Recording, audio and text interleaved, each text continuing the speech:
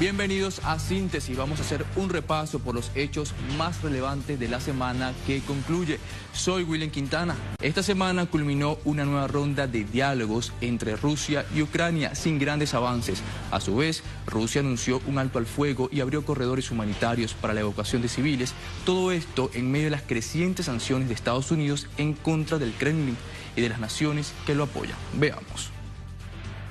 Esta semana se llevó a cabo la tercera ronda de conversaciones entre representantes de Rusia y Ucrania en la frontera de Bielorrusia y Polonia. El líder de la delegación rusa, Vladimir Medinsky, entregó un paquete de documentos con propuestas concretas para ser evaluados por Ucrania.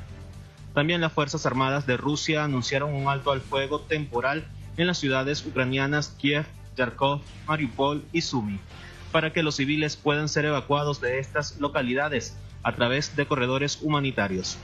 En medio de la operación especial rusa se pudo revelar el financiamiento de Estados Unidos a laboratorios biológicos instalados en Ucrania.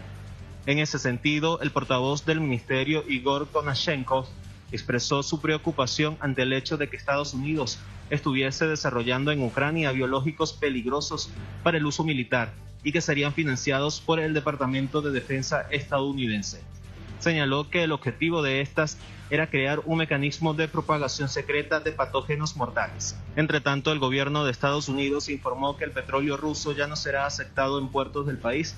A su vez, expresó que entiende que sus aliados en Europa no puedan unirse a la prohibición, al tiempo que admitió que los precios del petróleo y gas se incrementarán luego de la medida impuesta al sector energético ruso. Estados Unidos también amenazó a China con imponer sanciones en su contra, en caso de que el gigante asiático continúe comerciando con Rusia y Belarus. Afirmaron que no permitirán que China asuma una posición de neutralidad con respecto al conflicto vigente en torno a la operación militar rusa en Ucrania. Al respecto, Beijing comentó que defenderá a su empresariado y a su ciudadanía de las amenazas de los Estados Unidos.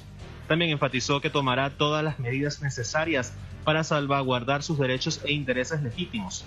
Finalmente, reiteraron su condena a las medidas coercitivas internacionales impuestas contra Moscú. Venezuela y Estados Unidos confirmaron una reunión bilateral en una jugada inédita en el último tiempo. Los detalles a continuación. Lo adelantaron los medios de comunicación y lo confirmaron los implicados. Delegados de Estados Unidos viajaron a Caracas para reunirse con una delegación venezolana presidida por el propio mandatario Nicolás Maduro. Los temas principales de una reunión de más de 2 horas en el Palacio de Miraflores fueron diálogo político y la producción petrolera. Tuvimos una reunión, yo podría calificarla de respetuosa, cordial, muy diplomática. El propósito del viaje que realizaron los funcionarios de la administración fue discutir una serie de temas, incluyendo, ciertamente, la seguridad energética, pero también discutir la salud y el bienestar de los ciudadanos estadounidenses detenidos. La reunión provocó consecuencias inmediatas. La primera fue anunciada por el propio presidente Maduro, la reactivación del diálogo nacional. El diálogo de México recibió un golpe tremendo, como saben ustedes. Pero si estamos pidiendo diálogo para el mundo, tenemos que dar ejemplo en el país. Y vamos a un reformateo del proceso de diálogo nacional. Vamos hacia un proceso de diálogo más inclusivo. La decisión de Estados Unidos saca definitivamente del juego a los sectores opositores que propiciaban la intervención armada y el aislamiento del gobierno venezolano. La mayoría aún está en silencio, solo algunos opinantes han hablado en redes. Quien no ocultó su molestia fue el senador republicano Marco Rubio, un constante agitador contra Venezuela. Y una traición a esos que se han opuesto a Maduro, a que han marchado en las calles, que se han sacrificado tanto y que han sufrido tanto y que han perdido tanto. Pelear en contra de él y que él haga este tipo de arreglo, este tipo de negociación sin notificarle a la oposición que estaban haciendo. Es bochornoso. Sectores opositores que han seguido la vía política y electoral valoran este acercamiento.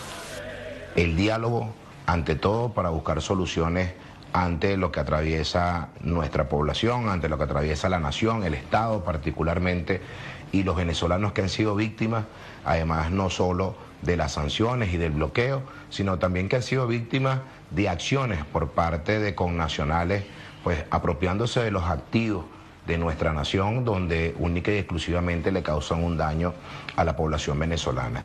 Es un punto de inflexión de la relación entre ambos países, marcado por las presiones que aplica desde años Estados Unidos. Ahora terminan reconociendo de facto al gobierno venezolano encabezado por Maduro, cuando hace un año o incluso hace pocas semanas lo denostaban. Ciertamente no esperamos ningún contacto con Maduro en el corto plazo. Una vez más, nuestro enfoque es trabajar con nuestros aliados y socios. Debemos entender esta situación en la justa dimensión de la diplomacia, del contexto y de los factores de oportunidad que se ciernen sobre la decisión de los estadounidenses de recular a su discurso, recular a su política exterior precedente, que desconocía las autoridades venezolanas y que han puesto en estado de sitio a la economía venezolana. Para los analistas es reflejo del reacomodo mundial y de las fuerzas geopolíticas en pugna. Y Venezuela tiene movimientos que realizar en ese ajedrez. Que va a estar sujeta también a las posiciones ambivalentes, escurridizas, de no cumplimiento por parte de los estadounidenses. Es decir, su política exterior es la política exterior de la estafa, ¿ok? Y en esos términos debe entenderse. No creo que todavía existan condiciones para un desmantelamiento definitivo de las sanciones contra Venezuela. Más bien lo que puede haber es una inaplicación de facto y algunas providencias de excepción que puedan emitirse para la compra específica de crudo en Venezuela y para algunas operaciones de carácter limitado con Venezuela. El gobierno y el pueblo venezolano han buscado las vías del diálogo, resistiendo las consecuencias del bloqueo. Los hechos han confirmado esa apuesta. Leonel Retamal, Telesur, Caracas, Venezuela.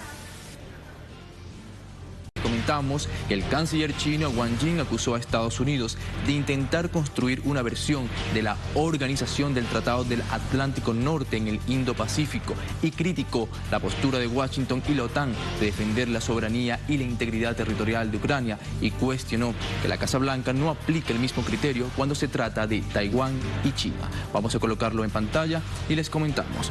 El objetivo real de la estrategia del Indo-Pacífico de Estados Unidos es crear una versión de la OTAN en el Indo-Pacífico que busca mantener el sistema de hegemonía liderado por Estados Unidos que socava la arquitectura de cooperación regional.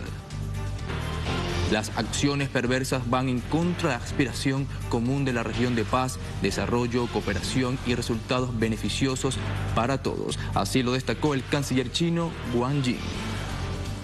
En ese contexto, en su rueda de prensa anual con motivo de las llamadas 2 sesiones, el canciller de China, Wang Yi, afirmó que la cooperación estratégica entre Moscú y Beijing se basa en la no confrontación y afirmó que las relaciones binacionales están libres de injerencia extranjera.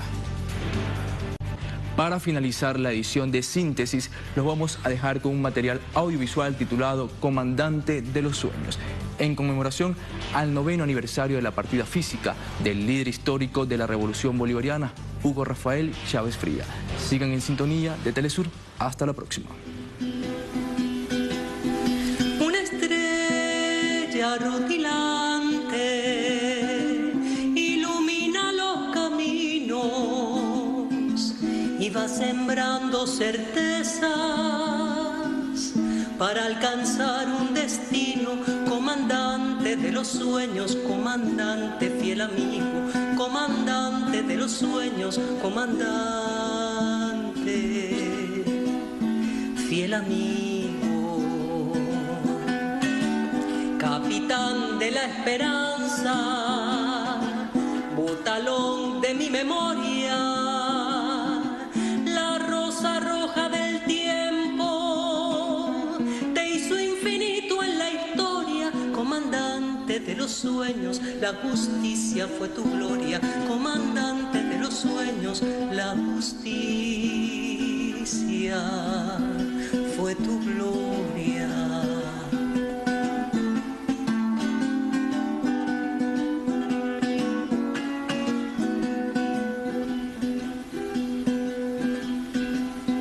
Andariego entre los pueblos de la América morena, entre cantos y combates, vas pensando en Venezuela. Venezuela, comandante de los sueños, engrandeces mi bandera, comandante de los sueños, engrandeces.